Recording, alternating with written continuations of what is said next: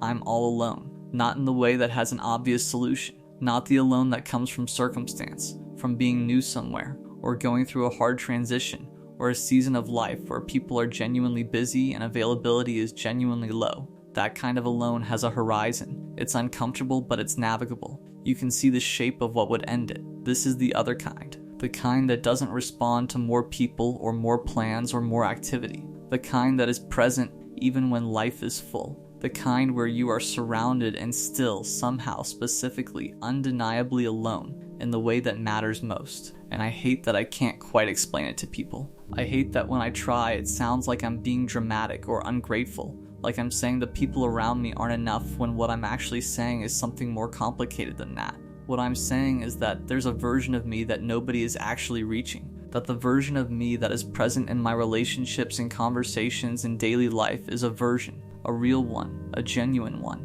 but still a version.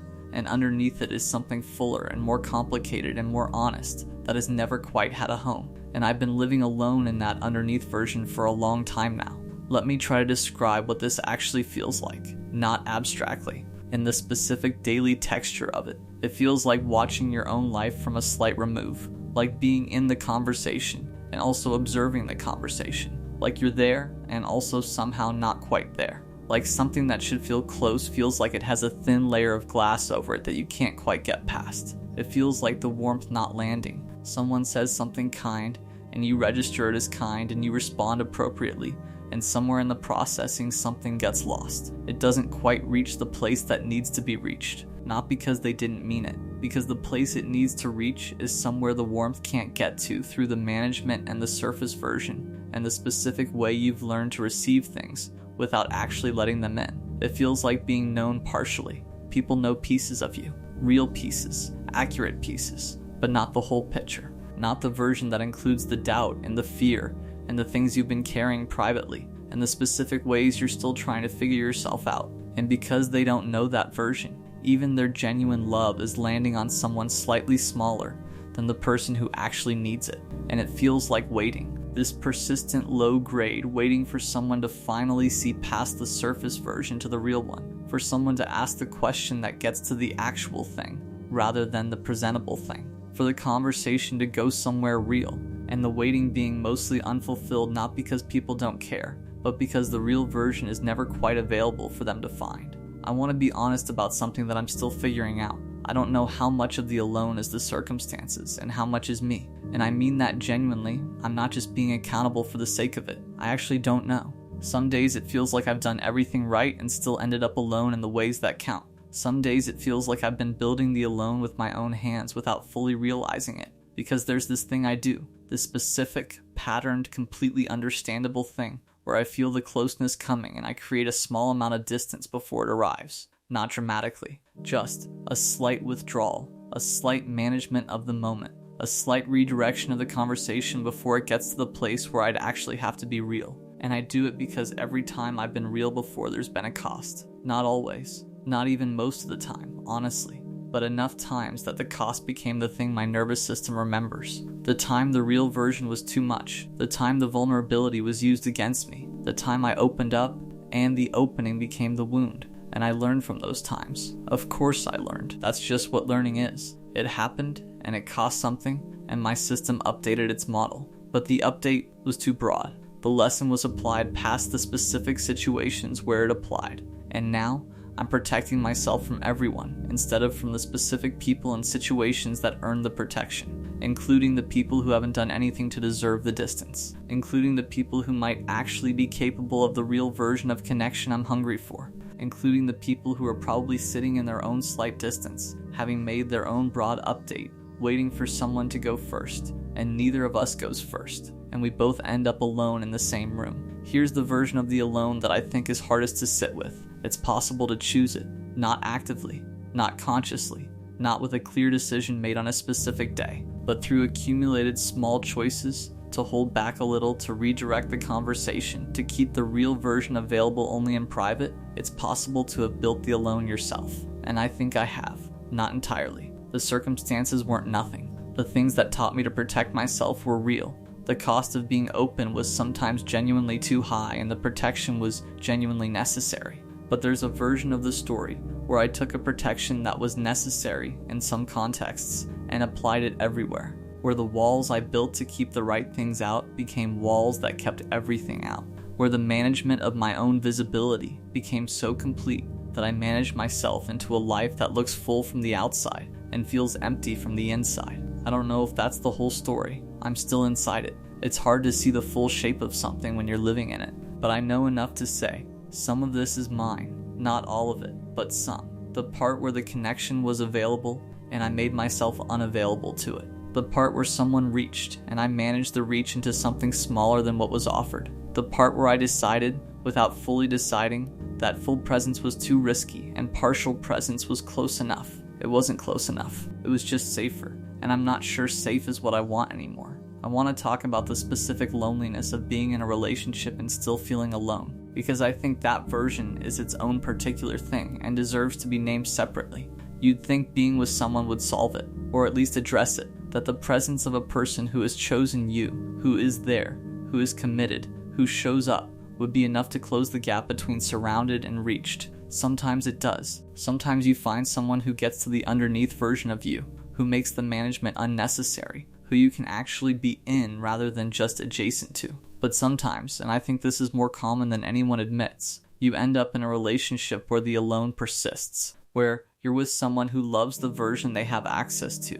genuinely, and the version they have access to isn't quite the full one. And so you're loved, and you're committed, and you're in something real, and you're still alone in the specific way that started this. And that version is harder, because you can't explain it without sounding like you're criticizing the relationship or the person. You can't name the loneliness without it sounding like a verdict on them, so you don't name it, and you stay in it, and the relationship continues, and the alone continues inside it. I've been in versions of that, where the connection was real, and the alone was also real, and both of those were true at the same time, and there was no clean way to hold both. What I've learned from those versions is that the alone inside a relationship is almost never the other person's fault. It's almost always the same thing. I wasn't fully there. The real version of me wasn't available to them. I was in it with the managed version and they were loving the managed version, and the actual me was still alone because the actual me was still held back. The relationship can't fix the alone if the alone is something you're bringing into the relationship.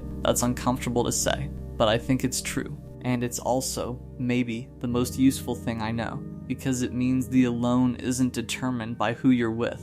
It's determined by how much of yourself you're willing to bring, which means it can change. Not by finding the right person, by finding more of yourself to offer to whoever is there. I want to talk about what I actually want, what I genuinely, honestly want, not what I've been settling for, what I actually, if I'm honest, want. I want someone to know me, not the surface version, not the version that's easy to be around and doesn't require much, the actual version, the one with the doubt and the history and the specific fears and the things I'm still working through and the parts that are still unfinished. I want that version to be known by someone, and I want them to stay, not despite knowing it, because of knowing it. I want the conversation that goes somewhere real, not the conversation that stays in the safe territory of what we're watching and what happened at work and how things are going in the general sense. The conversation where something true gets said and the person across from me says something true back, and for a while we're both actually in it,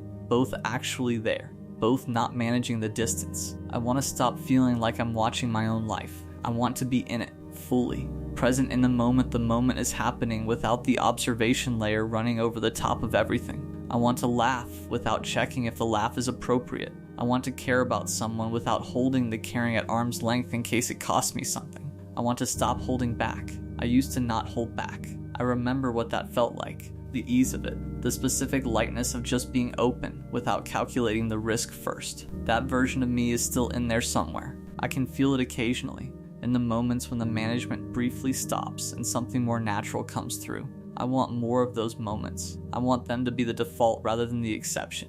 I'm just still scared of what it costs to let that happen. Here's what I know about the fear, the specific one that keeps the alone in place. It's not really fear of being hurt again, or it is. But that's not the whole thing. The hurt I've experienced before was real, and I'm not dismissing it. But the protection I've built goes further than keeping out the hurt. It keeps out the good too, which means the fear isn't just about pain. it's about something else. I think it's about loss of control. The specific vulnerability of being known, really known, is that you lose control of how you're seen.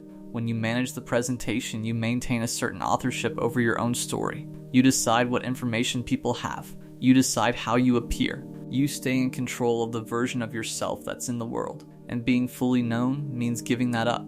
Means letting someone have the full picture and make their own conclusions about it. Means trusting that the full version, the one with all the complicated parts included, will produce something better than rejection or distance, or the specific look on someone's face that tells you you've given them too much. That trust is hard. It's genuinely hard. Not because I'm broken, because it's been broken before. Because I've given the full version to people who couldn't hold it. And each time that happened, it updated the model in the direction of keep it back, protect it, don't risk it again. But here's the thing I keep coming back to, and I don't have a clean answer for it yet. I'm still working on it. The alone is also a cost. The protection protects me from the hurt of being too open, but it doesn't protect me from the hurt of never being known. It just changes the shape of the hurt. It moves it from the acute event-based hurt of being hurt by someone who had access to the real version of me, to the chronic, ambient, harder to name hurt of being alone inside my own life. And I've been paying the second cost for a while now,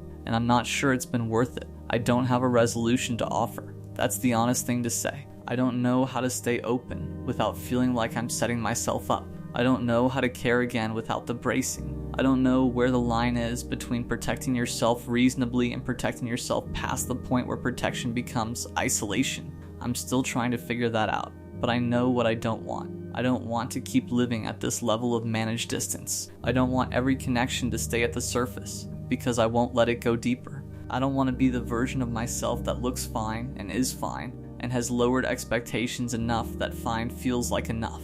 It doesn't feel like enough.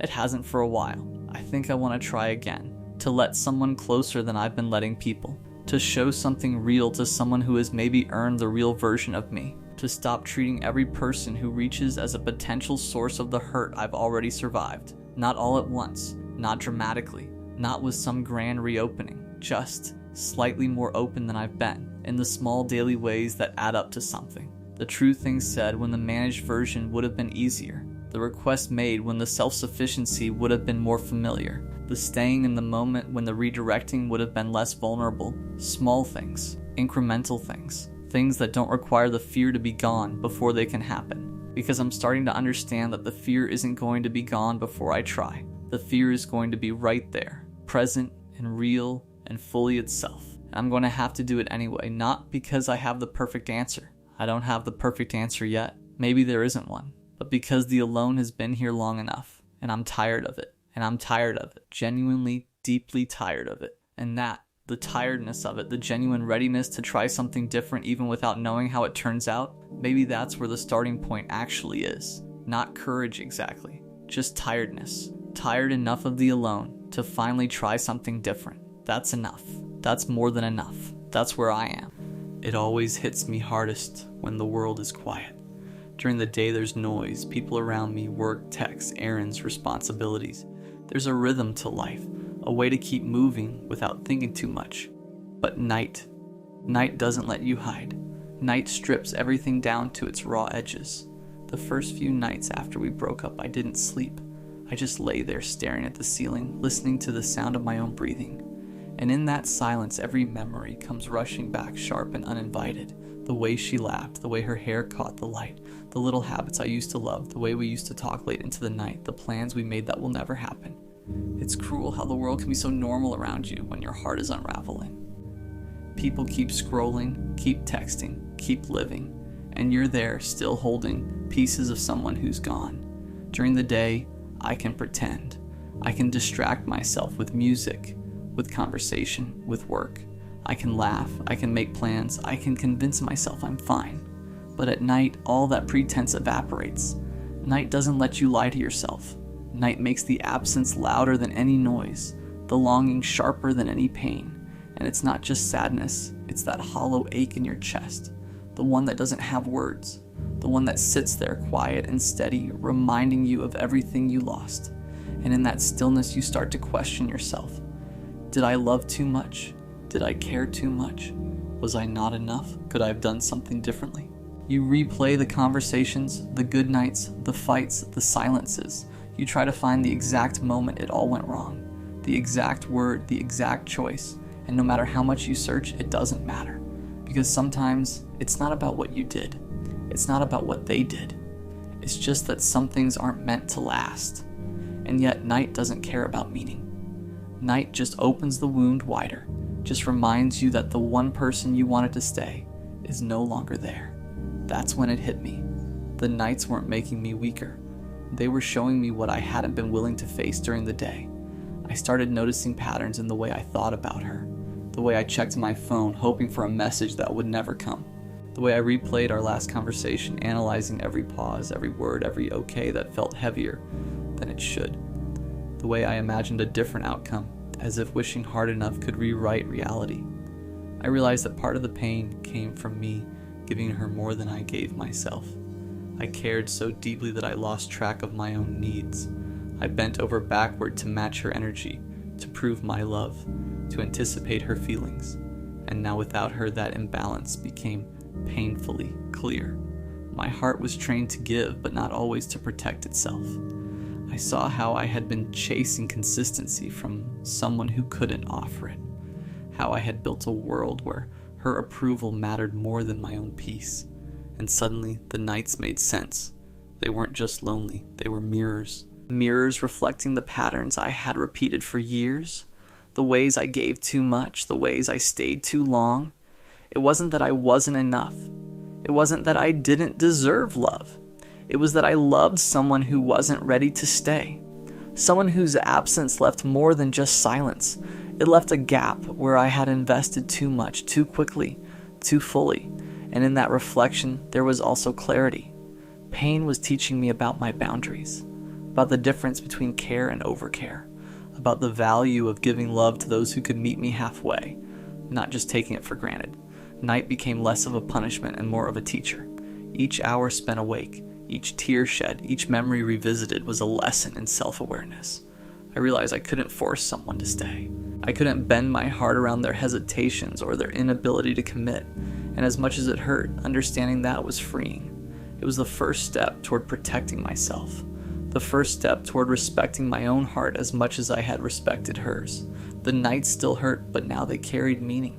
They weren't just reminders of loss, they were reminders of growth.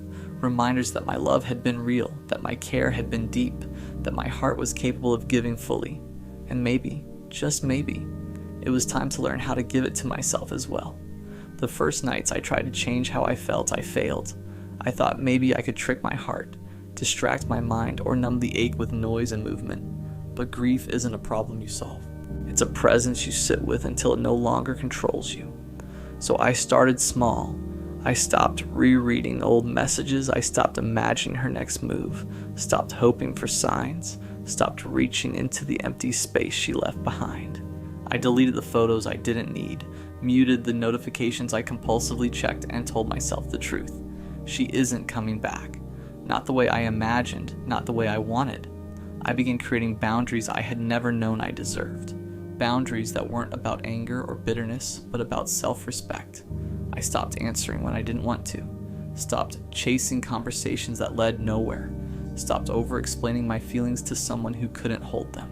I started giving my attention only to the people and things that reflected care back to me. And with those boundaries came a subtle power shift. I wasn't consumed by her absence anymore.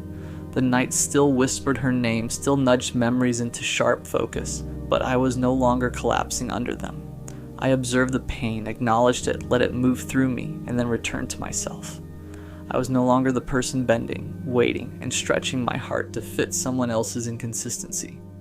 I was steady, I was anchored. I replaced desperation with selectiveness. I matched energy instead of chasing it. I learned that showing care didn't require sacrificing my own peace. I realized that being alone at night didn't have to be punishment. It could be reflection, a time to breathe, a space to understand my own heart. The nights didn't stop being lonely immediately. They never do. But now, the silence was softer.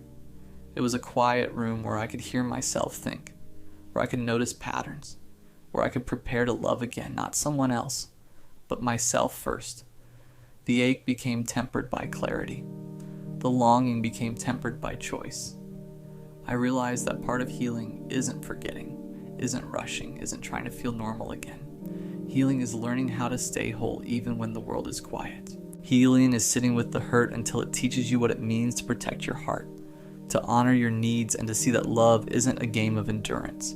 It's a reflection of mutual care, and you deserve to experience it fully with someone willing to meet you there. Night was no longer a place where I broke, it was where I built myself back up. Eventually the nights became quieter, not because the memories disappeared, but because I stopped letting them control me. I no longer felt like a ghost wandering through someone else's absence. Instead, I learned to exist fully in my own presence.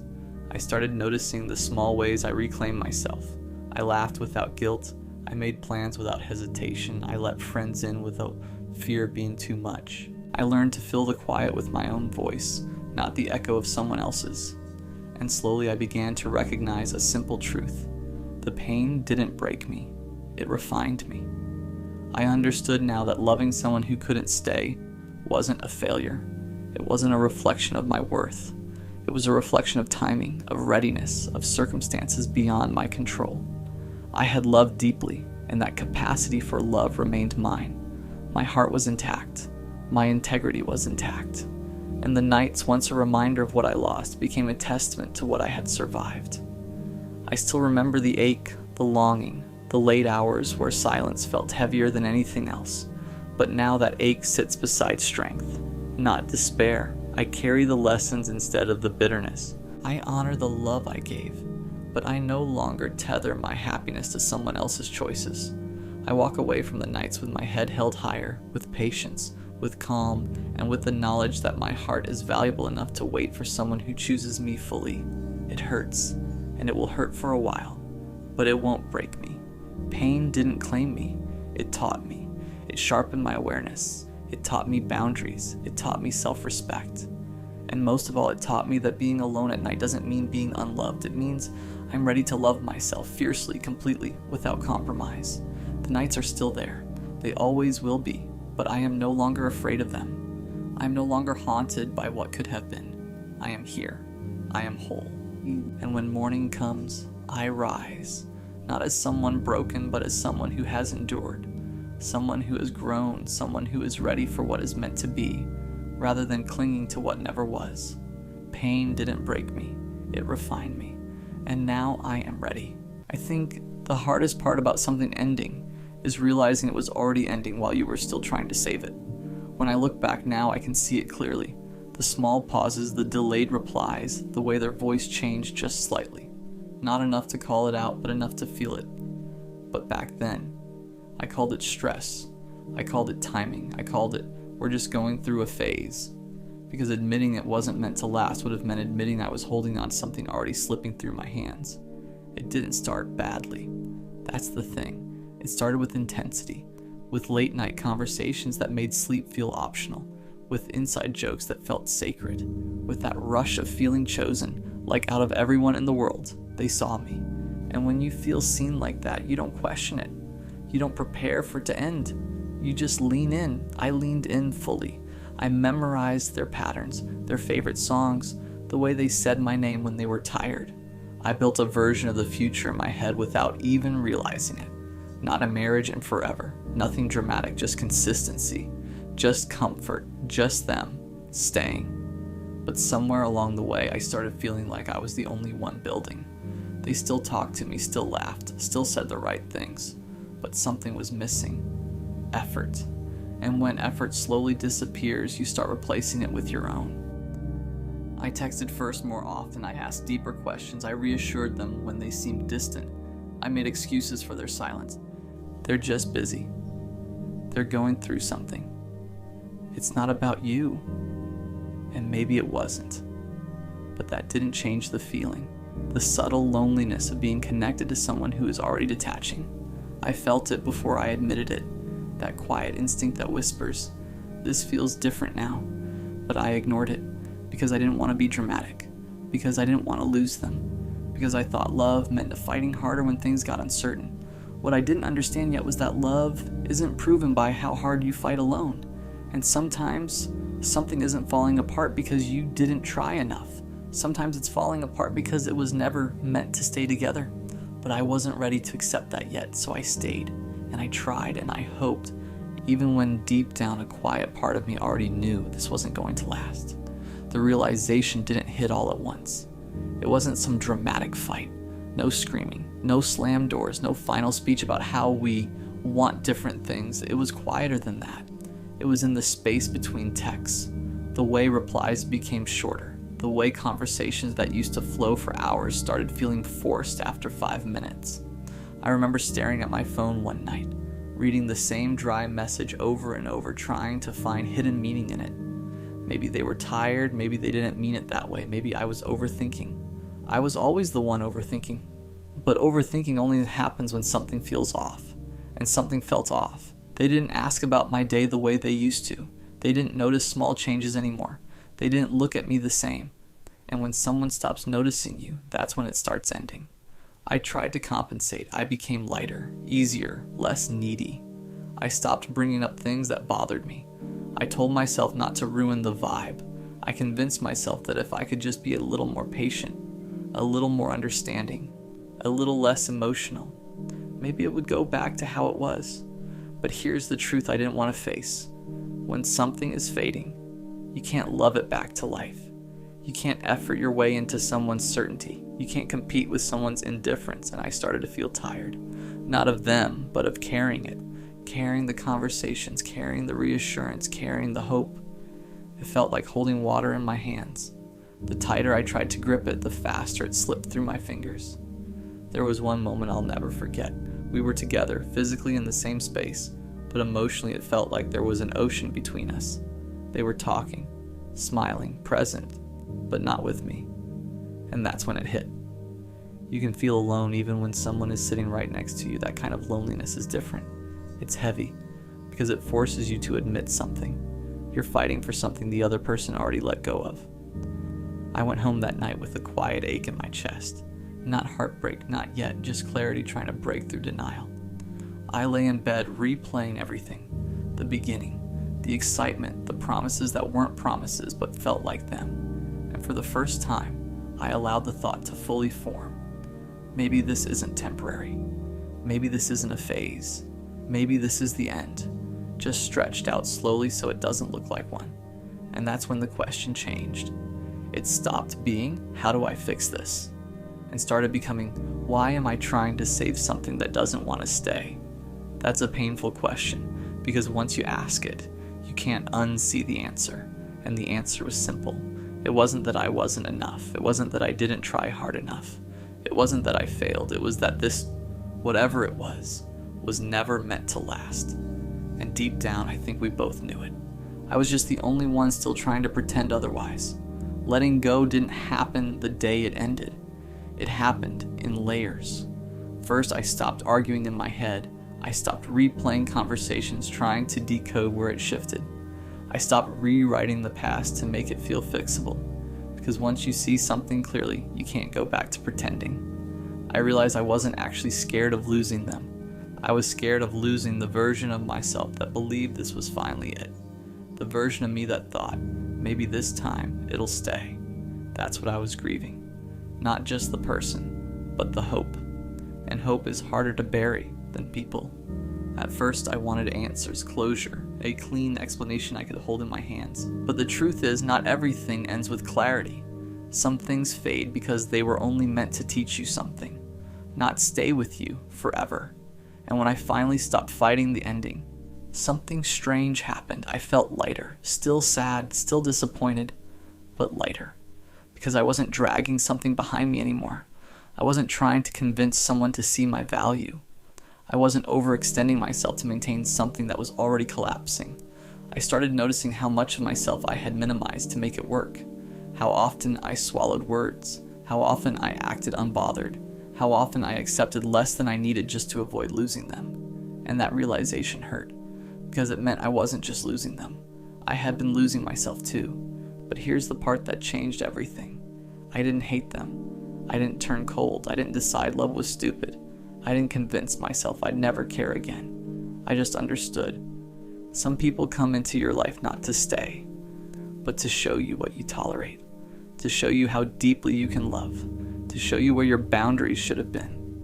And once the lesson is learned, the connection has no more purpose. That doesn't make it meaningless, it just makes it temporary. I stopped romanticizing what it could have been. I stopped imagining alternate endings. I stopped wishing they would wake up one day and suddenly become the version I needed. Because if someone has to transform completely to love you properly, they were never aligned with you to begin with. Letting go wasn't loud, it was quiet. It was choosing not to text, not to check their social media, not to ask mutual friends how they were doing. It was choosing peace over curiosity. And slowly I started feeling like myself again. The version of me that didn't revolve around someone else's attention. The version of me that felt steady without external reassurance. The version of me that understood if it was meant to last, it wouldn't have required me to shrink. And that's when the bitterness disappeared. Because I wasn't rejected. I was redirected. It wasn't taken from me. It was removed. And there's a difference. I used to think every ending meant failure. Like if something didn't last, it must not have been real. Or I must not have tried hard enough. Or maybe I just wasn't enough to make someone stay. But now I see it differently. Some things are real even if they're temporary. Some connections are intense because they were never designed for longevity. They burn bright. They feel significant. They teach you something and then they end. Not because you ruined them.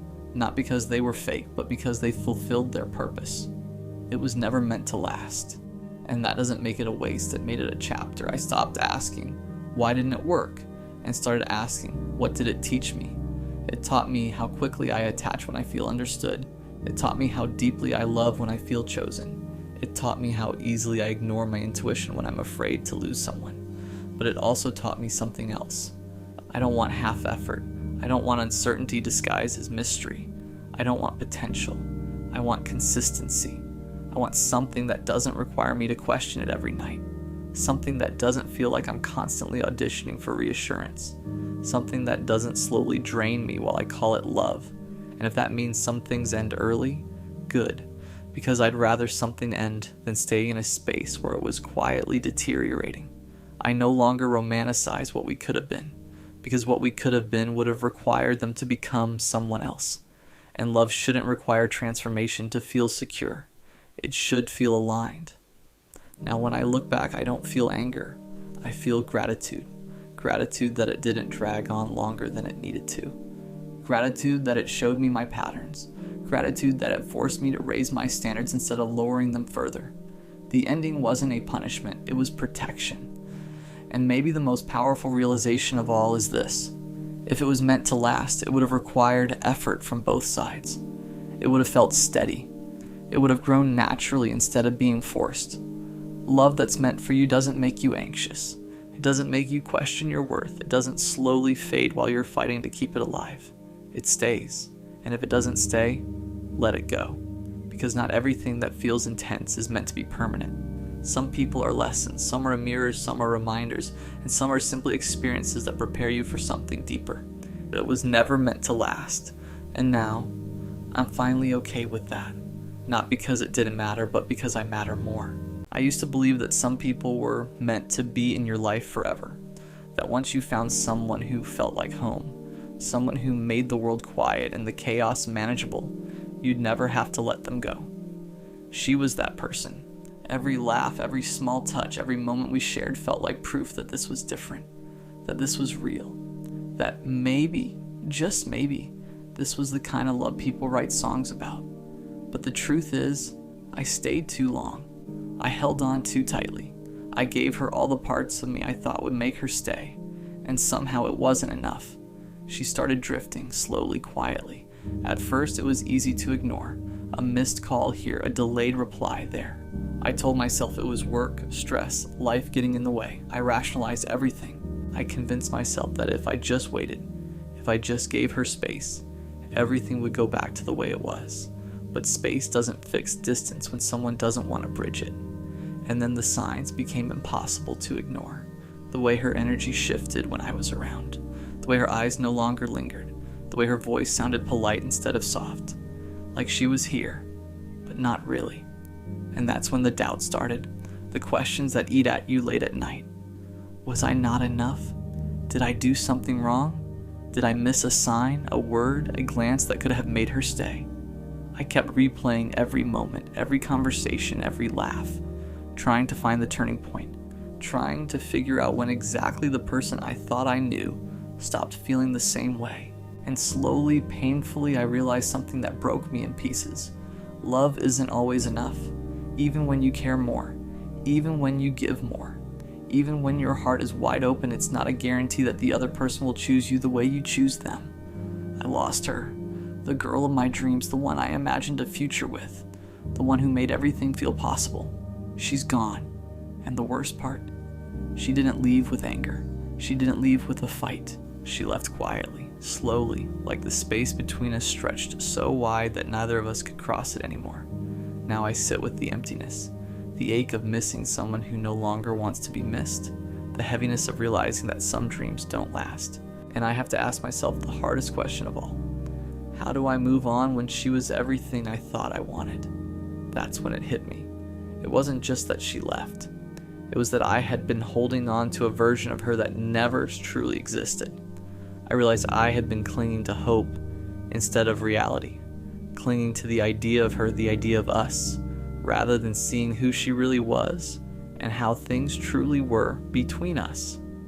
I had given her my everything without ever stopping to ask if it was being received the way I imagined.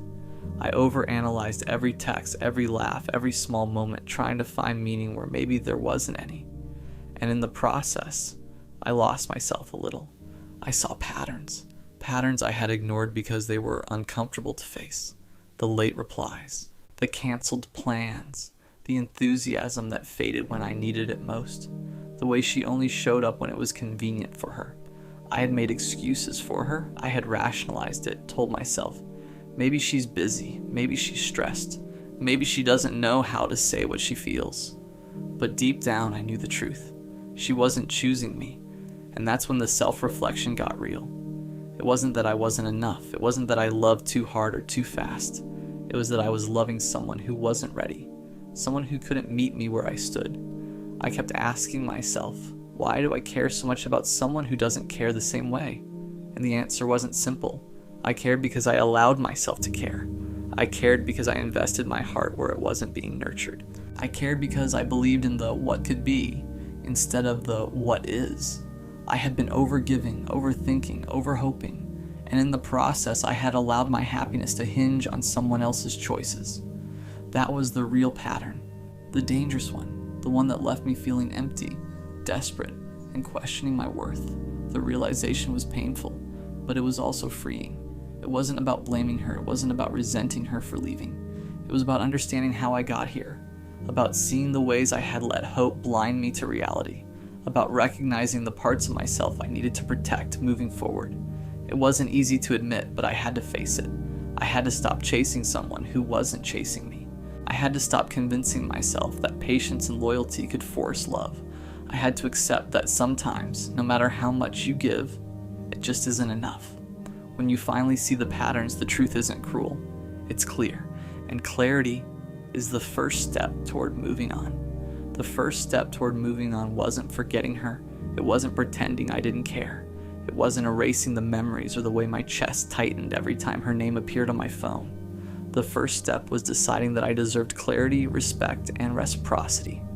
I began setting boundaries, small ones at first. I stopped checking my phone obsessively. I stopped reading into her every word, every pause, every tiny signal. I stopped waiting for messages that might never come. I stopped hoping for a version of her that only existed in my mind. And in that space, this quiet, deliberate space, I started to notice something powerful. I could breathe again. I didn't need her validation to feel alive. I didn't need her attention to feel worthy. I didn't need her affection to prove my capacity to love. I began redirecting the energy I had spent on her, on analyzing, on rationalizing, on hoping, back into myself. I invested in the parts of me I had neglected. I did things that made me feel strong, whole, and alive again. I stopped over-explaining my feelings to her. I stopped justifying my worth to someone who had already made their choice. I stopped tolerating the moments of half-love, The silences that burned, the inconsistency that hurt. And slowly, almost imperceptibly, I began to feel power returning to me. I observed my emotions instead of letting them control me. I matched energy where it existed, and I let go where it didn't. I realized that choosing myself didn't make me cold or bitter. It made me steady, grounded, and in control. I didn't turn my back on love. I turned my back on waiting for someone who couldn't meet me. I didn't stop caring. I stopped investing where care wasn't returned. I didn't stop hoping. I started hoping for something mutual, for a love that didn't feel like a battle of patience and perseverance. For the first time in a long while, I felt calm inside my own skin. I felt safe with my own heart. I felt like the person I had been before all the waiting, all the chasing, all the questioning. And that calm, that quiet strength was revolutionary because it showed me that I didn't need her to be complete, that I didn't need her to feel whole, that I could hold my own heart and protect it without shame or guilt. I started seeing my past love not as a failure, but as preparation, as a lesson in what I would and wouldn't accept, as a reminder that my heart is powerful, but it deserves reciprocity, not half measures. The more I honored my boundaries, the more I recognized my worth. The more I invested in myself, the less I ached for what wasn't mine to hold. And in that space, I started feeling free. Eventually, the ache softened. Not because I forgot her, not because I stopped caring, but because I stopped letting her absence define me. I realized that moving on wasn't about erasing what we had. It wasn't about pretending the late nights, the small laughs, the moments I thought would last forever never happened. It was about carrying them differently, without letting them weigh me down, without letting them keep me from living. I started living for me, not in a loud, dramatic way, not to prove anything to anyone. I lived for the quiet moments where I could feel myself again, the mornings where I woke up without the heaviness of waiting, the evenings where I went to bed proud of how I spent my day instead of consumed by what could have been. And in that space, I discovered something I hadn't felt in a long time: peace. I wasn't bitter, I wasn't angry, I wasn't trapped in what I had lost. I was steady, I was clear, I was open to life again. I realized the truth. Love isn't about holding on to someone who doesn't choose you. Love is about knowing your worth, protecting your heart, and being willing to step away when it isn't returned fully. Some people stay in your life forever, some leave quietly like she did. And that's okay. It doesn't diminish what you felt. It doesn't make your heart smaller or weaker, it makes you human. I learned to honor the love I gave her by giving that same love to myself. I stopped chasing what wasn't meant for me and started chasing clarity, joy, and connection that was mutual. I began to trust that the right people would meet me where I stood, fully, consistently, willingly. And so I moved on, not with resentment, not with regret, but with quiet confidence. I moved on knowing that the girl of my dreams wasn't lost. She simply wasn't the one for me. And that was enough, because the truth is, letting go isn't giving up. It's making space for something real, something that doesn't require hope to fill in the gaps, something that chooses you as fully as you choose it. And now I'm ready. Pain didn't break me. It refined me. Loss didn't define me. It prepared me.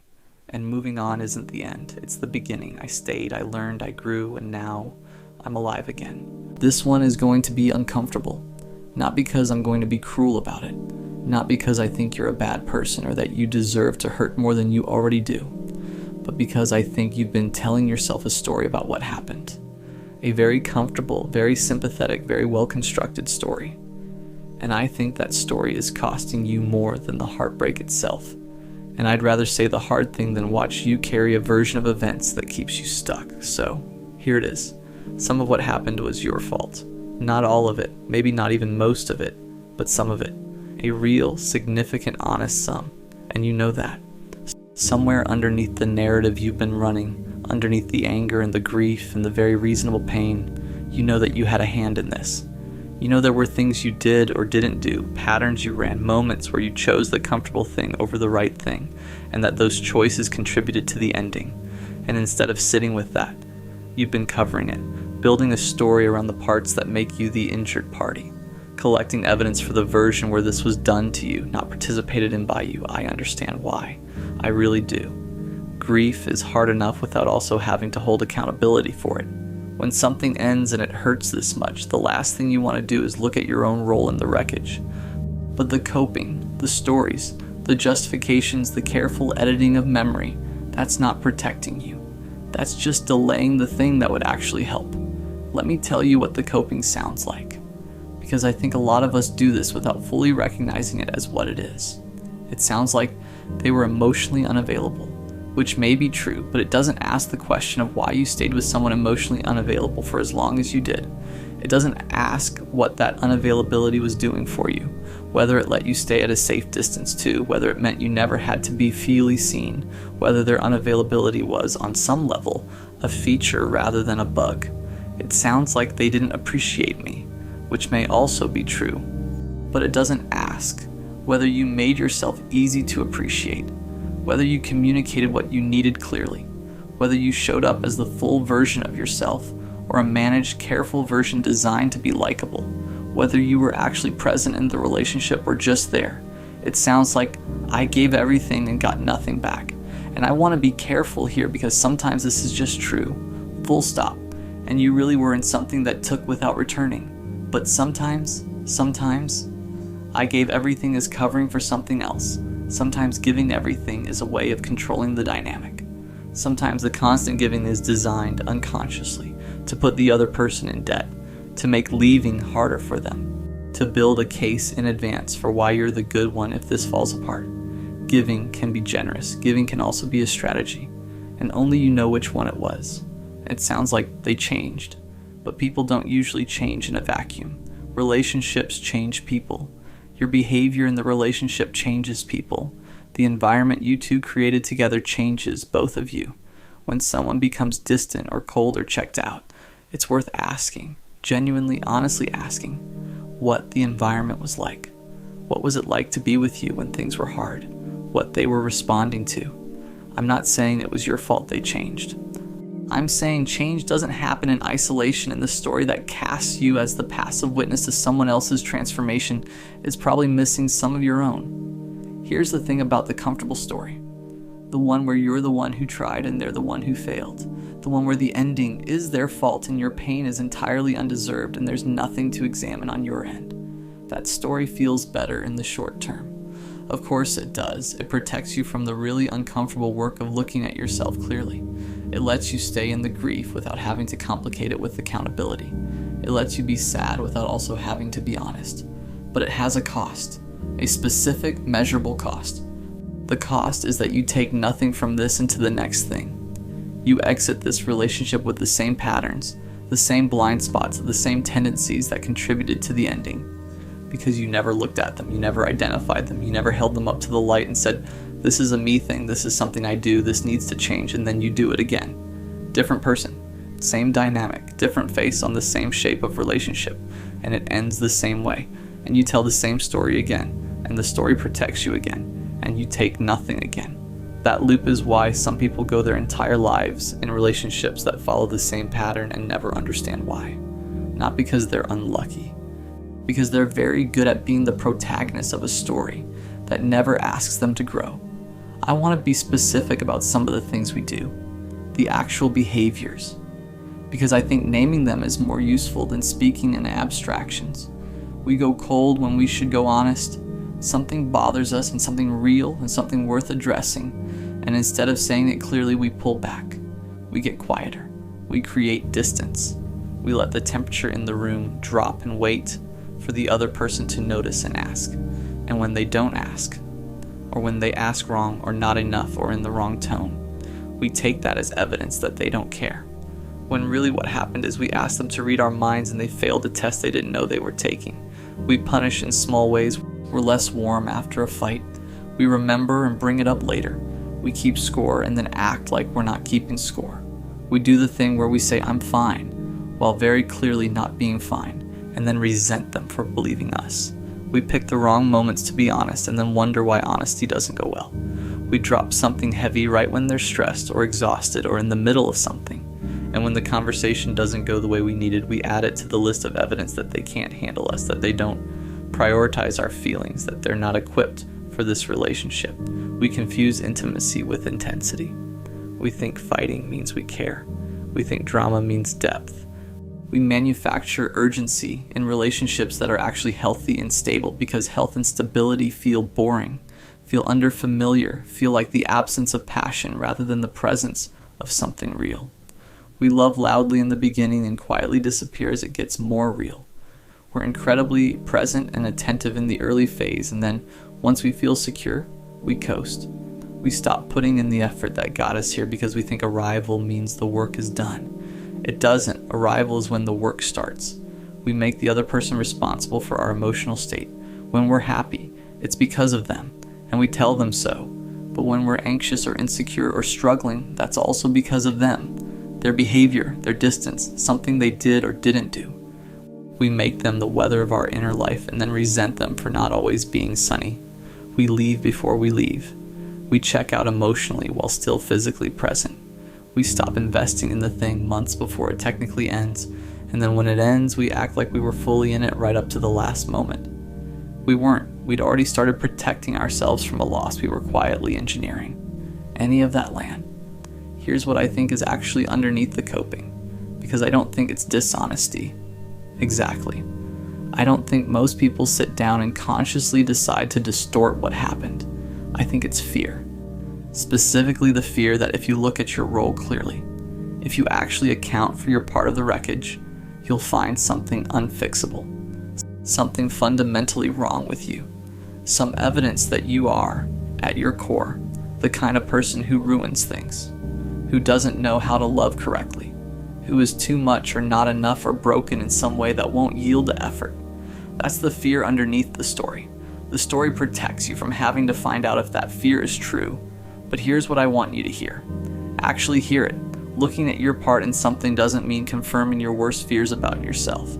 It just means looking at behaviors, patterns, choices, things you did in specific moments for specific reasons that you can understand and, if you choose to, change. You are not your worst moments in a relationship. You are also not separate from them. They're data. They tell you something about where you were, what you needed, how you were operating, and that information is genuinely useful if you let yourself have it. The fear says if I look honestly, I'll find out I'm irredeemable. The truth is, if you look honestly, you'll find out you're human, imperfect and patterned, and sometimes self-protective in ways that hurt other people, just like every person who has ever been in a relationship. That's not a verdict, that's a starting point. Let me talk about what accountability actually looks like, because I think people avoid it partly because they imagine it as this punishing, self-flagellating thing, like looking honestly at yourself means spending months in a shame spiral, rehashing everything you did wrong, deciding you're terrible. That's not accountability, that's just shame with better lighting. Real accountability is quieter than that. It looks more like sitting down at some point when the sharpest grief has passed and asking yourself some honest questions. Not rhetorical ones designed to confirm a narrative. Actual ones. What did I do in this relationship that I wouldn't want someone to do to me? Not the obvious stuff, not the big fights or the bad days. The small, consistent stuff. The daily texture of how I showed up. What did I know was wrong and keep doing anyway?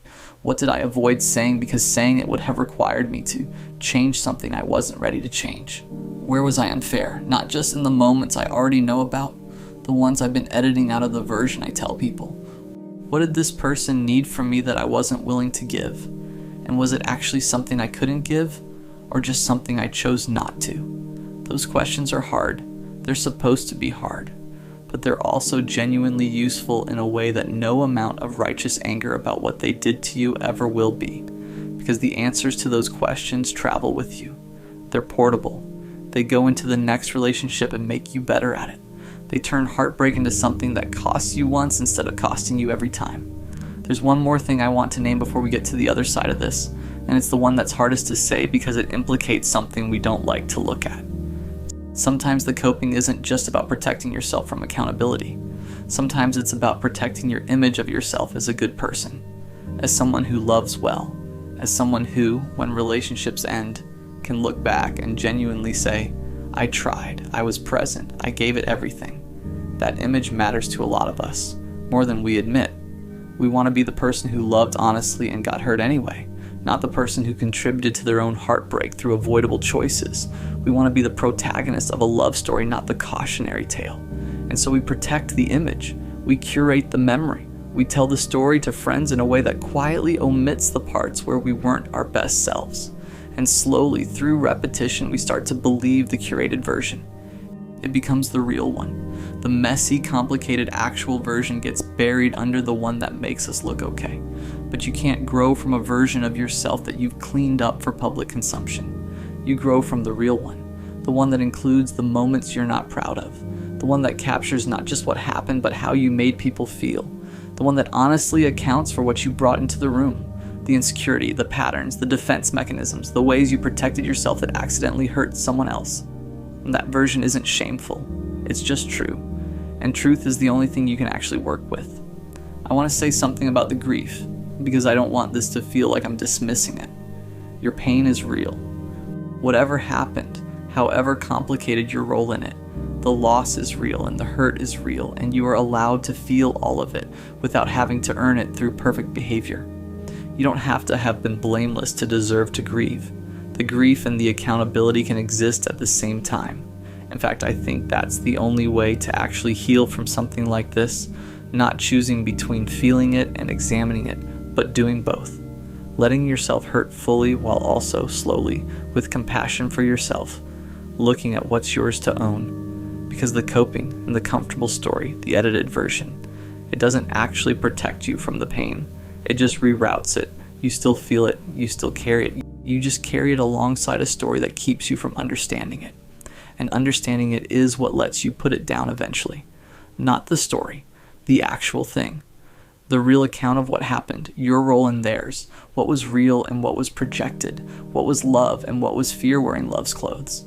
That understanding is the only version of this that leads somewhere. The story just leads back to the same place. So stop coping. Or start slowly to stop, not all at once, not by burning down every comforting thing you've been telling yourself in the one brutal session of self-examination. That's not useful either. Just start making room. Start allowing the possibility that the story you've been telling isn't the whole story. Start letting the questions in, not to punish yourself, but because you are curious about yourself and you deserve to know yourself accurately. Start being as honest with yourself about your own behavior as you are about theirs. Because here's what's true. The heartbreak you're carrying right now and the real weight of it, the part that won't quite heal, I don't think it's only about them. I think some of it is about you. About things you did that you wish you'd done differently. About the person you were in this relationship that you don't fully want to be. You know that. You've known it. You've just been covering it with everything else because sitting with it is hard and sitting with it feels like losing. But it's not losing, it's the beginning of actually getting somewhere. The pain doesn't go away when you stop coping, but it changes shape. It becomes something you can hold and look at and learn from instead of something that just lives in you without meaning. And meaning is the only thing that makes any of this worth what it cost. You already paid. You might as well take what you bought.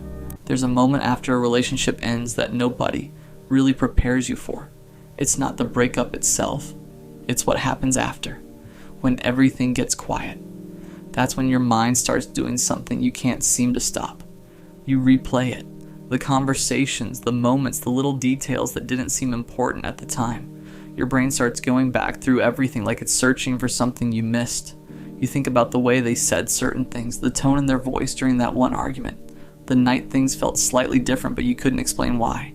And suddenly those memories feel heavier than they did before, because now you're looking at them with the one thing you didn't have back then, the ending. So your mind keeps asking questions. Was that the moment things started going wrong? Was that when they stopped feeling the same way? Was there something I could have said differently? Something I could have done better? And the worst part is you never get answers.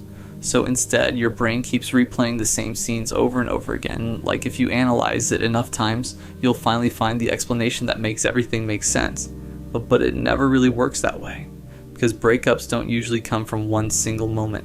They come from 1,000 small things building up quietly over time. Still, that doesn't stop your mind from trying, late at night especially, when the distractions are gone, when your phone isn't buzzing, when the room is dark, when it's just you and your thoughts. That's when the memories get the loudest. You remember the good moments first, the way they used to laugh, the way they looked at you when things were still easy, the little routines you built together without even realizing it. And for a second, it almost feels like they're still there. Then reality comes back. and your mind jumps to the next question. What did I do wrong? Because when someone you loved walks away, it's almost impossible not to assume that somewhere along the way, you messed it up. So you go back through everything again, trying to find the exact moment where things could have been saved. But the truth is, the more you replay it in your head, the more trapped you start to feel in something that already ended. And that's the part nobody talks about. Sometimes the relationship doesn't end when the person leaves. Sometimes it ends weeks later, when you finally stop reliving it. The strange thing about replaying a relationship in your head is that your mind doesn't show you the whole story. It shows you selected scenes, little moments that suddenly feel way more important than they did at the time. You remember the last conversation you had with them. Every word, every pause, every sentence you wish you could take back. You start thinking about what would have happened if you just said something different. Maybe if you had stayed calmer. Maybe if you didn't bring up that one thing. Maybe if you gave them more space. Your brain turns it into this giant what-if loop. What if I did this differently? What if I handled that moment better? What if I noticed the signs earlier? And slowly, without even realizing it, you start rewriting the past in your head. You create these alternate versions of the relationship where everything works out. In those versions, you say the perfect thing. You catch the problems early, you fix the issues before they grow. And in those imaginary timelines, they stay. But reality doesn't work like that. The real relationship didn't have the benefit of hindsight. It was messy. It had misunderstandings. Moments where both of you were tired. Conversations that didn't go the way either of you wanted. And the truth is, two people can genuinely care about each other and still not be able to make it work. But your brain doesn't like accepting that, because accepting that means admitting something painful.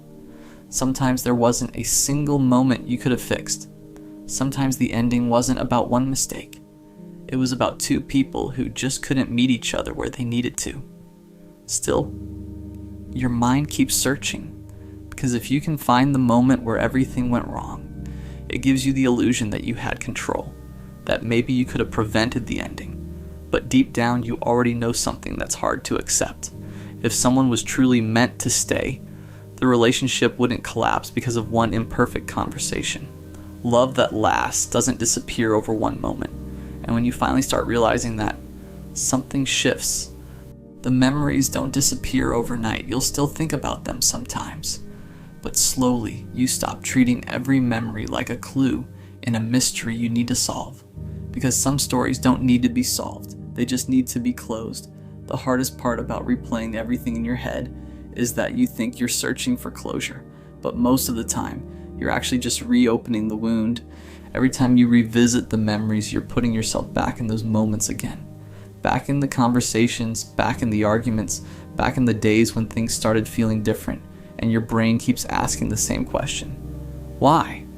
Why did they stop loving me? Why did things change? Why wasn't I enough for them to stay?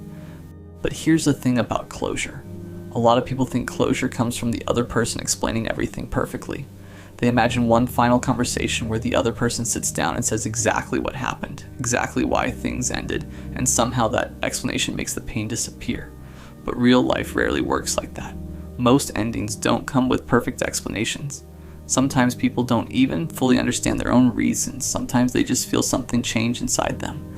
And that's a terrifying thing to accept. Because if love can change without a clear explanation, then it means there wasn't necessarily a moment you could have prevented.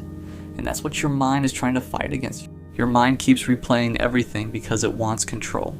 It wants to believe there was a specific moment where the outcome could have been different. But the truth that hurts the most is this. Not every ending is caused by a mistake. Sometimes two people just reach a point where they can't continue together.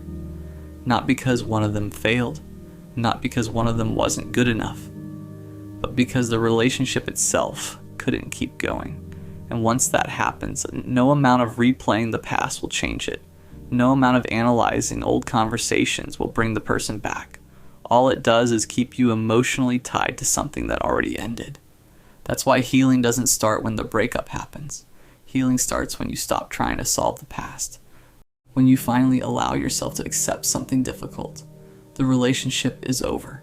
And even though your mind keeps pulling you back into those memories, your life is still moving forward. Whether you're ready for it or not, at some point you start noticing something. The memories aren't hurting you the same way they used to. Not because they disappeared, but because you finally stopped treating them like something you need to fix. For a long time, your mind kept going back to the same moments. The last argument, the last message, the last time you saw them. Like if you could just understand it perfectly, the pain would finally make sense. But eventually you realized something important. You weren't replaying it because the answer was still there.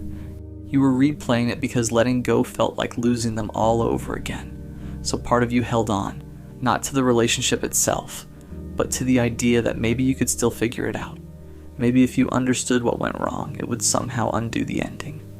But life doesn't give us that kind of control. Some people enter your life, change you in ways you didn't expect, and then they leave. And you don't always get a clean explanation. You don't always get a moment where everything makes sense. Sometimes all you get is time to slowly accept that the story already reached its ending. And when you finally stop replaying it in your head, you start noticing something else. Your life didn't end with that relationship. There are still new people you haven't met. New memories you haven't made. New moments waiting for you that have nothing to do with the past you've been stuck in. Because the truth is, you were never meant to spend the rest of your life trapped in old conversations or wondering about the words you wish you said differently. You were meant to keep living, and one day, without even realizing when it happened, you'll think about them again. But this time it won't feel like a wound. It'll just feel like a chapter of your life that already ended. And you'll finally understand something that once felt impossible. The past only has power over you, as long as you keep replaying it. What if everything was okay? I want you to sit with that question for a second before we go anywhere. Not as a rhetorical thing, not as the opening move of a piece that's about to tell you why everything actually isn't okay and here's what you should do about it. Just as an actual question, a real one. What if everything was okay? What if the text meant nothing? What if the quiet was just quiet? What if the distance you've been feeling was just life being life, and not a signal that something is ending or unraveling or quietly moving away from you? What if the job was actually fine, the relationship was actually fine, the version of yourself you've been worrying about was actually closer to fine than the version your brain has been showing you at 2 a.m.? What if you've been living a problem that doesn't exist? I know how that sounds. I know some of you are reading that and thinking, but the problem is real. The thing I'm worried about is real. I'm not making this up. And you might be right. Some of what you're carrying is real. I'm not dismissing that. But I want to ask the question anyway, because I think for a lot of us, more of us than we'd like to admit, the answer to what if everything was okay is something we haven't let ourselves fully consider. Something that feels almost dangerous to believe. Because if everything is okay, then all the energy we've spent managing the ways it isn't was wasted. And if it was wasted, what does that say about how we've been living? That's the question underneath the question. And it's worth sitting with. Let me start with why okay is so hard to trust. Because I don't think the difficulty is random. I don't think you distrust okay because you're irrational or neurotic or constitutionally incapable of peace. I think you distrust okay because okay has been taken away from you before. In specific moments with specific people, and circumstances that started as fine and turned into something else without sufficient warning. You were okay once and then you weren't. And the transition happened fast enough or without enough signal that your nervous system made a note. The note said, okay is temporary. Okay is the thing that exists right before something changes. Okay is not a stable state, it's a phase, a corridor, a brief pause between the last hard thing and the next one. And so you stopped being able to fully inhabit okay. Because inhabiting it fully means trusting it. And trusting it means being exposed when it ends. And being exposed when it ends, being surprised by the loss, being caught without your guard up, being genuinely blindsided by something you could have been preparing for. That has happened before and the cost was significant. So you stay slightly ahead of okay. You scan the horizon. You monitor for the thing that's going to end the good period. Because if you can see it coming, you can be ready. And being ready is the closest thing to safe that your nervous system knows how to do. That's not a flaw. That's a perfectly rational adaptation to a history that trains you to expect disruption. The problem is that the adaptation is now running in environments that don't require it. In relationships and circumstances that are actually stable. In moments of genuine okay that you are moving through without being able to feel them because the monitoring never stops. Here's what living outside of okay actually looks like. The daily texture of it. Because I think when it's named specifically, the recognition is useful. It looks like being 3 conversations ahead. The thing being said right now is barely registering, because you're already running the implications, already following the thread to its possible ends, already preparing responses to versions of this conversation that haven't happened. And the person talking to you, the actual person, in this actual moment, is getting a version of presence that is actually absence dressed up as listening. It looks like waiting for the other shoe to drop inside good things. The relationship is going well, and somewhere in you there's a quiet countdown. The job is stable, and part of you is already practicing what it would feel like if it wasn't. The friendship is real and warm, and you're enjoying it with one eye on the exit, because people leave, and you've learned not to be surprised when they do. You're enjoying things with a built-in distance, a slight remove, a refusal to fully arrive, because fully arrive is what you do right before you get hurt. It looks like being unable to receive good things cleanly.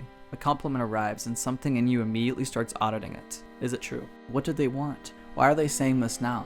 The compliment is real. You can probably tell it's real, but your brain has developed a processing step between receiving and believing that almost nothing gets through cleanly. You're filtering the good stuff. You've built infrastructure specifically designed to make the good stuff less able to reach you. And it looks like exhaustion that doesn't make sense on paper. Your life from the outside is fine. Nothing catastrophic is happening. You're managing. But you're tired in a way that sleep doesn't fix because you've been working overtime on threat detection. It hasn't found a real threat in a while and doesn't know how to stand down. I want to talk about what you're missing while you're not in okay. Not in an accusatory way, not in a you're wasting your life way, just the specific things that are happening in the present tense that you're not fully experiencing because part of your attention is elsewhere. You're missing the ease of the people who love you, the specific quality of being with someone who is genuinely glad you're there. Not performing gladness, not being polite, but actually lit up by your presence in a way that doesn't require anything from you except to just be there. That quality is available to you in relationships you already have, and you're experiencing it at about 60% because 40% of you is monitoring whether it's going to last. You're missing your own good moments, the times when something funny happens and you laugh, really laugh, the involuntary kind. And for a second, you're completely in it. And then the brain catches up and starts analyzing what the laughter means and whether it's appropriate and what comes next, and the moment is gone before you even registered having it. You've been having your experiences slightly after the fact, processing them as they pass rather than inhabiting them as they happen. You're missing the specific piece of a Tuesday that is just a Tuesday, not building toward anything, not the calm before something, just a day that is what it is, the coffee in the morning, the particular quality of afternoon light, the conversation that doesn't go anywhere important and doesn't need to. The completely ordinary hours that make up most of a life and that you've been moving through like a waiting room instead of like the actual content of being alive. Those things are your life, not the milestone moments, not the dramatic events, not the things worth reporting when someone asks how you've been. The Tuesdays, the ordinary good things that don't make the highlight reel but constitute most of the hours. You've been in those hours. You've just not been fully present for them. Here's a question I want to ask, and I want you to actually think about it rather than answering reflexively. What would you have to give up if everything was okay? Because I don't think the resistance to okay is purely unconscious. I think there are specific things that the not okay serves. And until those things are named, the okay is going to keep being hard to access. Some people would have to give up their explanation. The story of why things aren't working, why they haven't arrived where they wanted to be, why the relationships keep going the way they go. The not okay is doing real narrative work. It explains the gap between where you are and where you thought you'd be. If everything was okay, the gap would have to be explained some other way, and the other way might require looking at choices rather than circumstances. That's a harder look. Some people would have to give up their vigilance, the monitoring, the scanning, the constant low-grade preparedness for things going wrong. And the vigilance, while exhausting, is also a kind of purpose, a job. It gives you something to do with the part of you that can't be still. If everything was okay, that part would have to find somewhere else to go. And somewhere else feels like nowhere. Some people would have to give up their identity as someone who is going through something. The person in the hard season has a specific kind of meaning attached to their struggle. People check on you. You have something real to work through. Your life has a kind of weight to it that disappears if everything is okay. And the absence of weight, the lightness of things actually being fine, can feel strangely like loss, like you've been demoted from something significant to something ordinary. None of that is shameful. All of it is human. But it's worth naming, because the okay is going to keep feeling threatening until you understand what its arrival would cost. I want to say something about the relationship between okay and love, because I think this is where the distrust of okay does the most quiet damage. Love, real love, exists mostly in the okay moments, not in the dramatic ones, not in the fights and the reconciliations and the intensity and the moments of crisis that bring people back to each other. Those moments are real and they have their own meaning, but they're not where love actually lives day to day. Love lives in the Tuesday morning, in the way someone hands you something without being asked, in the conversation that goes nowhere in particular but leaves you feeling known, and the specific comfort of being in a room with someone and not needing the room to be anything other than what it is. Those moments are okay moments. Quiet, ordinary, unremarkable. And if you can't trust okay, if you're always monitoring from a slight distance, always waiting for the texture to change, you're moving through the place where love actually lives without being able to feel it. You're loving people from behind glass. The warmth is real, the connection is real, but you're not quite in contact with it, and the person loving you back can feel that, not as something you're doing wrong, as a distance that can't quite close, as a reaching that never quite lands. And they keep trying. The good ones keep trying. But at some point, being unable to reach someone who is physically present becomes its own kind of lonely. You're not protecting them from your uncertainty. You're keeping them from the version of you that could actually be reached. Let me say something about the version of you that exists when you're actually in okay. The one that doesn't have to be managed into being, that just shows up when the monitoring goes quiet long enough. That version is lighter. Not in a way that lacks depth, in a way that isn't carrying extra weight. It moves through rooms differently. It's more present in conversations because it isn't running parallel processing on what the conversation might mean. It laughs more freely because it isn't checking whether the laughter is appropriate. It reaches for people more naturally because it isn't first assessing the risk of the reaching. You've been that version before. In the moments when the vigilance broke down not because you decided to let it, but because something pulled you fully into the present before the monitoring could catch up. A piece of music. A really good conversation. A sunset that arrived at exactly the right moment. A laugh that was too genuine to be managed. In those moments, you're in your life, fully, completely, without the remove. And then the moment passed and the monitoring resumed, and you went back to the slight distance. But the version of you that existed in those moments, present, unguarded, actually here, that's not a special occasion version. That's the version that's available more broadly if the conditions for it are created more intentionally. If the monitoring is given permission to stand down not just when something pulls you in, but as a practice. A daily, ongoing, imperfect practice of choosing to be in the thing you're actually in. That version is you. More fundamentally you than the vigilant one. The vigilant one was built for a specific purpose. The present one is who you were before the purpose arrived. So what does it look like to let everything be okay? Not as a permanent state, not as a denial of real things that are hard, but as a practice. A daily choice to be where things actually are instead of where your brain has already moved to. It starts with the body. Because okay doesn't arrive as a thought first. It arrives as a physical state, and the body that has been in low-grade threat mode for a long time has forgotten what the alternative feels like, so you start there. In the physical sensation of a moment that doesn't require anything from you. The breath that's slower than it needs to be. The shoulders that drop. The specific quality of a body that is not currently in danger, and is being allowed to know that. That experience is available more often than you've been accessing it. Not always. Real life has real difficulty, but in the ordinary moments, in the Tuesday morning, in the conversation with someone who is genuinely glad you're there, it's available. And it requires something from you. It requires you to put down the monitoring long enough to be in the moment you're actually in. Not permanently. Just for this moment, this specific current actual moment that is not requiring anything except your presence in it. And then the next one. And then the one after that. Because that's what okay is, when you let it be what it is. Not a destination, not a phase before something harder, not something that will be taken away if you trust it too fully. Just a series of moments that don't require you to be anywhere other than in them. The past that hurts you is real, the future that might be hard is possible, but neither of them is here right now. What's here right now is just this, just okay. What if everything was okay? I think for a lot of you the answer is, it might be, more often than you're allowing yourself to experience it. More of the time than the monitoring has been willing to admit, in more of your relationships and more of your ordinary days, and more of the hours you've been moving through from a slight remove. The okay is there. It's been there. You've been in it while not quite being in it. You're allowed to be in it. Not as a denial of what's been hard, not as a pretense that life doesn't have difficulty, just as an honest accounting of what this moment actually is. And this moment, right now as you read this, is probably closer to okay than the part of you that never stops scanning is willing to admit. Let it be okay. Not forever, not unconditionally. Just right now, just this moment. That's all okay ever asks. Just this one, and then the next. And then the one after that, that's how you come back to your own life. One moment at a time, choosing to be in the one you're actually in. There's a version of you that exists only in your head. It's the version that said the wrong thing in that conversation 3 years ago and is still replaying it. The version that's already prepared a full emotional response to a fight that hasn't happened yet. The version that read one slightly short text message and spent 45 minutes building a case for why everything is falling apart. That version of you is exhausting. and it never sleeps. And if you're being honest, it runs a lot more of your life than you'd like to admit. I've been thinking about this for a while, not in a clinical way. I'm not here to diagnose anything or hand you a breathing exercise, but in the way you think about something when you've lived inside it long enough that you finally want to understand it. When the pattern has repeated enough times that you're done being surprised by it and ready to actually look at it. Because I think a lot of us are losing to our own minds, quietly, daily, in ways that don't look dramatic from the outside, but are absolutely exhausting from the inside.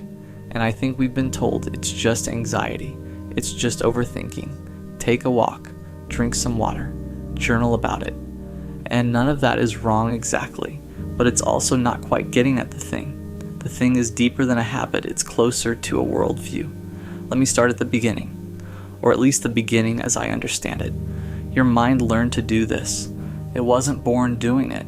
At some point, probably pretty early, you were in a situation where paying close attention to other people's moods and signals and the slightest shifts in their behavior was actually useful.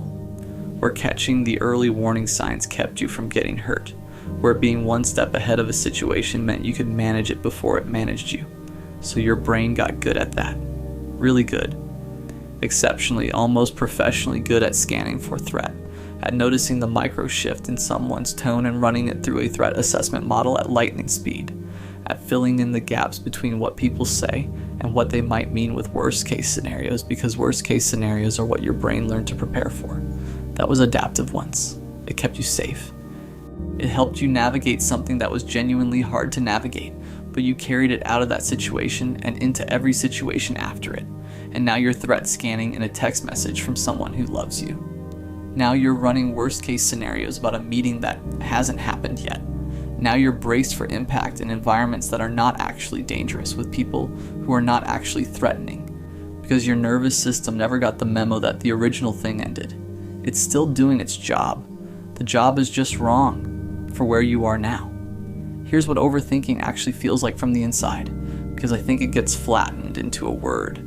Overthinking, and that word doesn't capture the texture of it. It starts with a small thing, almost always a small thing that your mind snags on the way a nail snags a piece of clothing, something someone said or didn't say, the way a conversation ended, a silence that lasted a second too long, a tone that was slightly off from how it usually sounds. Most people's brains would register that small thing, file it under probably nothing, and move on. Your brain doesn't do that. Your brain picks it up and starts turning it over, looking at it from every angle, running through possible explanations, building a context around it. And because your brain is very good at building context, because you are honestly an intelligent and perceptive person, the context it builds is detailed, specific, coherent. It has internal logic, it hangs together. It just might be completely wrong. And here's the brutal part. You know it might be wrong. Somewhere in there, underneath all the architecture your brain is constructing, there's a quieter voice saying, you don't actually know this. You're guessing this might be nothing. But the louder voice, like the one with all the evidence it's been collecting, the one that has built this whole case, that voice is very convincing. It has receipts. It has a timeline. It has a narrative that makes sense, so you believe it, or at least you half believe it, enough to act on it, enough to pull back a little or go quiet or preemptively protect yourself from a wound that might not be coming. And then the thing you were afraid of might actually happen, not because you were right, but because the way you responded to your own fear created the distance you were trying to prevent. That's the loop. That's the one that runs your life if you let it. I want to talk about relationships specifically because I think this is where the overthinking mind does its most significant damage. And I think it's because relationships are inherently ambiguous. People are complicated, communication is imperfect, feelings shift. And ambiguity is exactly the kind of environment where an overthinking brain absolutely goes to town. You're with someone, or close to being with someone, and things are good, things are genuinely good, but your brain doesn't fully trust good. Good feels precarious. Good feels like a setup for something. So even while things are good, there's a part of you that's quietly scanning for the thing that's going to make it not good. And because you're scanning for it, you find things. Not because they're definitely there, but because if you look hard enough at anything, any relationship, any person, you will find ambiguity. You will find moments that could be read multiple ways. You will find evidence for almost any narrative if that's what you're building. So you find something, a slightly distant response, a canceled plan, a moment where they seemed somewhere else, and the machine kicks in. And now you're building the case for why this is falling apart while simultaneously pretending everything is fine. Because you know that bringing this up will make you seem crazy, will make you seem like too much, so you hold it. You process it internally. You have the conversation in your head 100 times. You prepare for outcomes that haven't happened. You grieve things that are still here. And all of that invisible work, all of that mental labor that the other person has no idea is happening, exhausts you, makes you quieter than you actually are, makes you pull back when you want to be close, makes you act in ways that are slightly misaligned with how you actually feel, because you're not responding to reality. You're responding to the story your brain wrote about reality. And eventually, inevitably, the other person notices that something is off, not what's actually off. They can't see that. It's all internal, just that something is off, and they adjust. And you interpret their adjustment as confirmation of the story you already wrote, and the loop tightens. Here's the part I want to sit with for a minute, because I think it's the part that gets missed. Overthinking isn't just a processing style. It's also, underneath everything, a form of control. Stay with me on this. When you can't control whether someone is going to hurt you, and you never can. That's just the fundamental vulnerability of caring about people. Your brain finds another way to feel in control. It prepares, it anticipates, it runs every possible scenario so that when something goes wrong, at least you saw it coming. At least you're not blindsided. At least the pain arrives in a context you already built. Because being blindsided feels worse than being right about something bad. Being surprised by loss feels more devastating than having predicted it. So your brain works very hard, all the time, to make sure you are never surprised. The cost of that is never being fully present, never being fully relaxed into something good, always holding a part of yourself back, just in case, always watching the door even when you're inside somewhere warm. It's a terrible trade, but it feels like the safer one, and your brain is always going to root toward what feels safe. Let me tell you what the really insidious version of this looks like. Because the everyday overthinking, the text analysis, the reading of rooms, the pre-lived arguments, that stuff is visible enough that you can at least identify it. The insidious version is quieter. It's the way you talk yourself out of good things before they have a chance to become good. Someone shows interest, and instead of letting yourself feel that, you immediately start cataloging their flaws.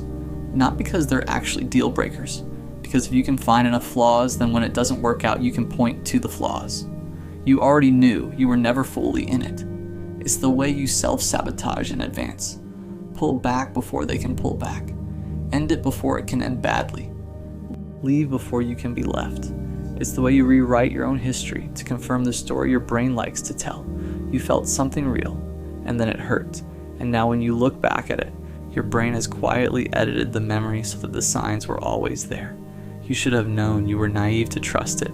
Look how clearly it was written on the wall from the beginning. It wasn't written on the wall from the beginning. You were just present, open, hoping, the way a person is supposed to be. And something went wrong. And now your brain is retroactively building the case that you should have been closed. Because being closed would have hurt less. Being closed would have hurt less. And also produced nothing. And also made you smaller. And also been a kind of living death. But your brain doesn't calculate for aliveness, it calculates for safety. And sometimes safety and aliveness point in completely opposite directions. I've been thinking about the relationship between overthinking and self-worth, because I don't think they're separate things. I think a lot of people who overthink, not all, but a lot, do it because somewhere underneath the mental noise, there is a quiet belief that they are more likely to be rejected than not, that if someone really knew them, they'd leave. That the connection they feel is always more fragile than it appears, because they are, in some fundamental way, more difficult to love than other people, and the overthinking is partly an attempt to manage that. If you can see the rejection coming, you can prepare. If you can find the evidence early, you're not naive. If you hold back a little, you're protected. But also, and this is the part that's harder to say, the overthinking feeds that belief. Because when you're constantly generating worst case scenarios, constantly looking for the signs of leaving, constantly preparing for the end, You are practicing the belief that the end is inevitable. You are rehearsing it. You are making it more real in your body and your nervous system every single time you run the simulation. The mind is very literal about what it practices. If you practice being rejected, your brain gets better at feeling rejected. If you spend enough time preparing for loss, your nervous system stops distinguishing between the preparation and the actual thing. You end up carrying the emotional weight of a loss that hasn't happened. And you do that every day, for weeks, months, years. And then people ask why you seem tired. So what do you do with it? I'm not going to pretend I have the full answer. I don't think the full answer exists in a way that can be written down and handed to you, but I do think there are some true things worth saying. The first one is, your thoughts are not facts. I know that sounds like something on a motivational poster, and I'm sorry about that because it's actually a profound and difficult thing to practice. Your mind produces thoughts the way your body produces heat, constantly, automatically, without your permission. And not all of those thoughts are accurate. Not all of those thoughts deserve to be believed. The feeling of certainty that your brain attaches to its worst case scenarios is not evidence that those scenarios are real. It's just evidence that your brain is very good at its job. The second one is, presence is the antidote, and presence is hard. Because presence means actually being in the moment you're in, not the moment your brain has already moved to. It means feeling the good thing while it's happening, instead of scanning it for the reasons it won't last. It means trusting, not blindly, not naively, but with the actual evidence in front of you, that right now, things are okay. Letting okay be okay without immediately upgrading it to a threat. The third one, and this is the one that took me the longest, is that you have to grieve the version of safety that overthinking promises. Because it does promise something. It promises that if you think hard enough, prepare enough, stay alert enough, you will be protected. You will not be caught off guard. You will not be hurt in the ways you've been hurt before. That promise is a lie, but it's a comforting lie. And giving it up means accepting that you cannot think your way to safety in relationships. You cannot prepare your way out of vulnerability. The only way through is actually through, open, present, willing to be surprised by both the good and the bad. That is terrifying if you are someone who has been hurt, and most of the people reading this have been hurt. But the alternative, staying inside the machine, living in the pre-lived loss, holding yourself back from the full experience of being alive with another person, that's not safety. That's just a slower kind of missing out. Your mind gets the best of you because it loves you in its way. It is trying to protect you. It learned something once about how the world works, and it has been faithfully applying that lesson ever since. Even when the lesson no longer applies, even when the environment changed and the people changed and you changed, it doesn't know it's out of date. It just keeps running the old program, trying to keep you safe, costing you peace. You are not broken. You are not too much. You are not fundamentally harder to love than other people. You are someone whose brain learned to be very careful, and that carefulness served a purpose once, and now it's costing you more than it's protecting you.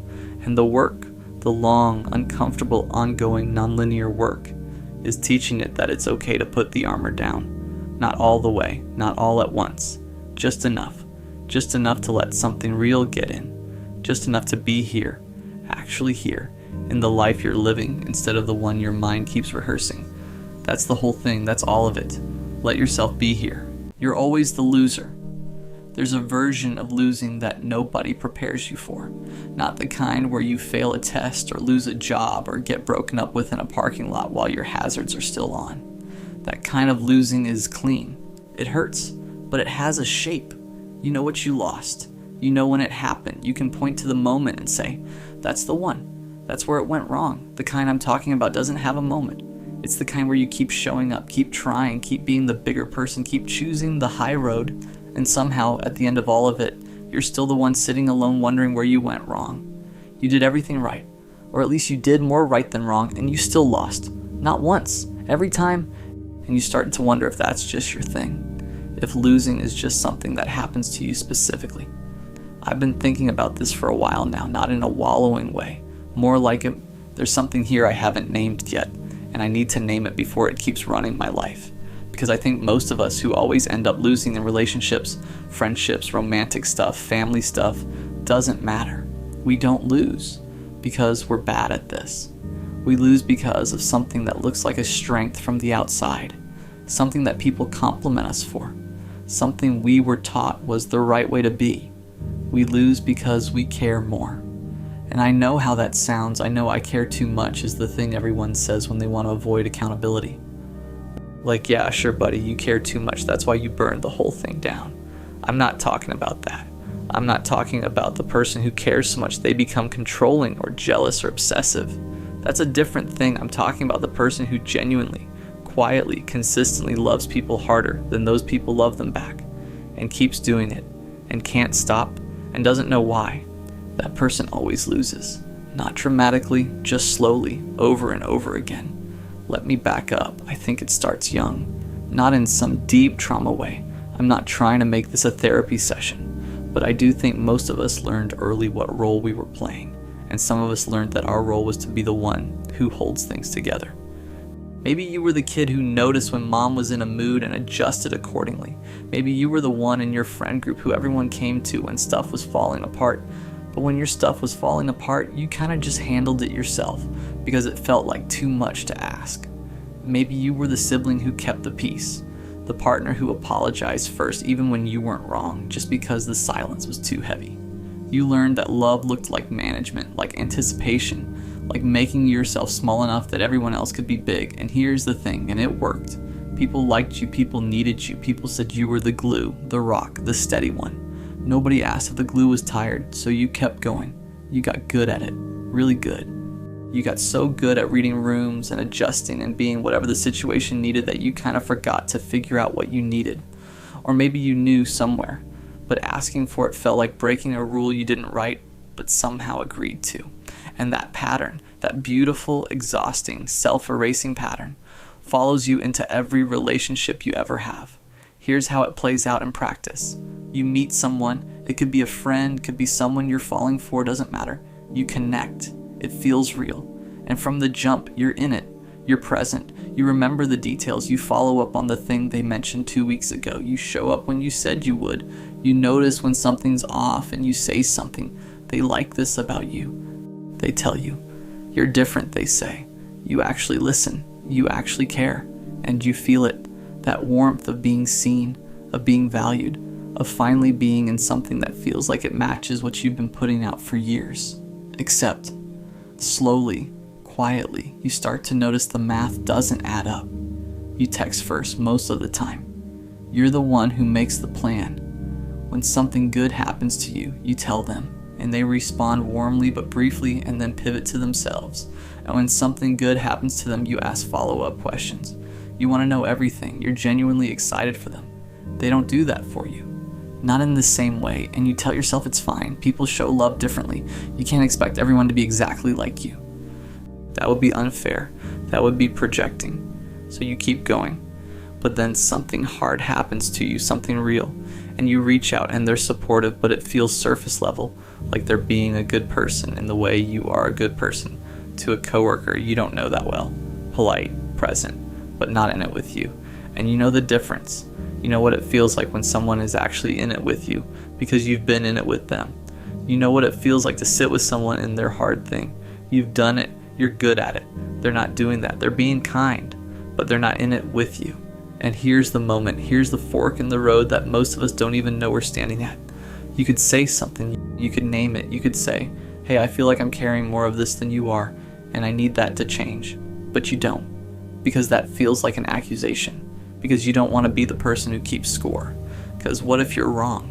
What if you're being too sensitive? What if bringing it up ruins the whole thing and then you lose them anyway and it's your fault? So you say nothing and you adjust your expectations down a little and you keep going. And 6 months later, you're half the person you were when you started this and they're exactly the same and you're exhausted and you don't even know why. That's the loss. That's the one that doesn't have a moment. I want to talk about the hope problem, because I think hope is actually the engine of all of this. Not hope in the inspirational poster sense. I mean hope in the very specific, very quiet sense of, I think if I keep being this way, eventually it'll come back to me. You believe somewhere underneath everything that love is a long game, that consistency gets rewarded, that if you keep showing up and being real and caring deeply enough, one day the person on the other end of it will match you. will finally see what you've been putting out and rise to meet it. And sometimes that happens. Sometimes people do wake up. Sometimes the thing you've been patient for actually blooms, but a lot of the time, and I think most of us know this but don't want to say it, a lot of the time, the hope is just delay. It's a way of not having to grieve something that's clearly already gone. Because as long as you're hoping, you don't have to admit that the version of this you wanted was never actually available. That's brutal to accept. That someone you love genuinely, deeply, for real, that someone might just not be built to love you back the way you need. Not because they're bad, not because you did anything wrong, just because they're different. They're wired different. They're at a different place. They need different things. You can love someone and still be wrong for each other. You can care about someone and still be the wrong shape for the hole they're trying to fill. That is a complete sentence. That is the whole truth. There's no fix at the end of it. And when you're the person who loves more, when you're always the one who's more in it, more invested, more hopeful, that truth hits different. Because it means all that extra love you were putting out wasn't the solution. It was just yours. It lived in you. It didn't change anything. That's the part that makes you feel like a loser. But here's where I want to sit for a second, because I've been turning this over for a while, and I think there's something we get wrong about what losing actually means. We treat losing like it's about outcome. You win if the relationship lasts. You lose if it ends. You win if they choose you. You lose if they don't. You win if you stop caring first. You lose if you still care when they've already moved on. By that math, yeah. If you're the one who cares more, you lose every time. You will always be the last one in and the last one out and the one who misses it the longest. But I'm not sure that's actually losing. I think what we call losing in love is often just feeling more. And feeling more is not the same as being worth less. It is not a character flaw. It is not a weakness. It is actually one of the rarest things a person can have. Most people spend their whole lives looking for someone who will love them with real depth, real presence, someone who actually listens, who actually shows up, who actually stays. And you who always ends up on the losing side of this, you are that person. You are the thing other people are searching for. The problem isn't that you care too much. The problem is that you keep handing that to people who can't hold it. And I know that sounds like I'm just reframing the same loss as a gift, which is a little bit of a cope. I'm not going to pretend otherwise. You can call it beautiful all you want, but it still hurts to be in a mostly empty thing when you wanted something full. But I do think there's a real difference between I keep losing because something is wrong with me, and I keep losing because I keep choosing people who can't match what I'm bringing. One of those is a sentence about your worth. The other is a sentence about your pattern. And patterns can change. Worth can't, because it was never the issue. Let me talk about the aftermath for a second, because I think that's where the real damage lives. When you've been the one who cared more enough times, something shifts in you. You start to get suspicious of your own feelings. You fall for someone and there's this voice in the back of your head, quiet but consistent, that says, don't. You know how this goes. You know where you end up. So you hedge. You hold back a little. You don't text as much as you want to. You don't say the thing you're feeling right away. You play it cooler than you are because you've learned somewhere in your body that the full version of you is too much. And then, and this is the part that's really something, you end up in relationships where you're actually not fully present, where you're performing a version of yourself that's been dialed back. And those relationships don't work either because you're not actually in them. And you lose those too. So now you're losing when you care too much and losing when you try to care less. There's no version of this that's working, and the voice in the back of your head gets louder. See? You told you. You're just bad at this. You always lose, but you're not bad at it. You're just protecting yourself with a tool that's hurting you. The hedging, the holding back, the performance of indifference, that's not protection. That's just a different kind of losing. Slower, quieter, but still losing. Because you end up alone anyway, except this time you're also not yourself. I think the thing that actually needs to change, team, and I'm saying this as much to myself as anyone, is not the caring. Don't stop caring. Please don't let the world do that to you. The thing that needs to change is the selection, where you're putting it. Because if you're honest, really honest, you probably knew early. You probably saw the signs, the texts, that were always a little shorter than yours, the way they talked about their ex with a little too much energy, going either direction, the way they went quiet when you needed them to go loud, the way the effort was always a little asymmetrical. You saw it, and you talked yourself out of it, because they had so many other good things, and who are you to expect everything? And maybe you're asking for too much, and maybe you just need to give it time. Time doesn't fix asymmetry. Time just shows you what was always true. You have to get better at believing people when they show you who they are early, not cynically, not with your walls up from the jump, but with your eyes open, with the part of you that actually knows what it needs allowed to speak, without being immediately overruled by the part of you that just wants it to work. The right person is not going to require you to shrink yourself to make the relationship function. The right person is not going to make you wonder consistently where you stand. The right person is not going to be a project you're optimistic about. They're going to be someone who makes the asymmetry hard to find because they're actually trying. That person exists. I genuinely believe that. And I think the reason a lot of us haven't found them yet is not because we're unlovable or broken or too much. It's because we keep confusing potential with reality. We keep loving the idea of someone at the expense of the truth of them. So here's where I land on this. You're always the loser. Yeah, in a specific, limited, outcome-based reading of the word. Sure, you care more, you hurt more, you stay longer, you miss it harder when it's gone. But you're not losing at the thing that actually matters. You're not losing your capacity to feel. You're not losing your ability to be present for someone. You're not losing your willingness to be vulnerable even after it's burned you, even though it probably should have made you colder by now, but it didn't. That's not a bug. That is, genuinely, without irony, the whole thing. That's the part of a person that makes love feel like love instead of just convenience. You've been calling it a weakness your whole life because it's kept costing you. But it was never the problem. It was always the best thing about you. The world just kept putting it in front of the wrong people. That's a solvable thing. It's a slow, uncomfortable, sometimes heartbreaking thing to solve.